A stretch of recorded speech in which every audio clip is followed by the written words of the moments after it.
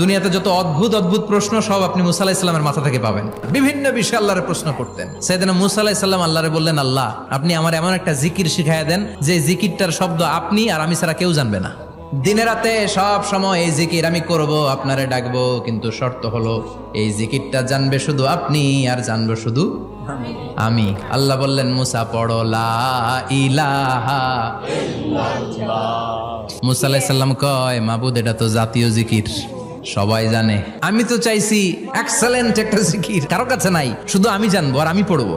আল্লাহ বললেন, মুসা এই লা ইলাহাকে যদি এক পাল্লায় রেখে দাও, তাম বিশ্ব, সাত আকাশ, সাত জমিনটারে তুলে যদি তুমি আরেক পাল্লায় রেখে দাও, লা রাজাহাত কাফাতু লা ইলাহা ইল্লাল্লাহ, মুহূর্তের মধ্যে লা ইলাহার পাল্লা ভারী হয়ে যাবে।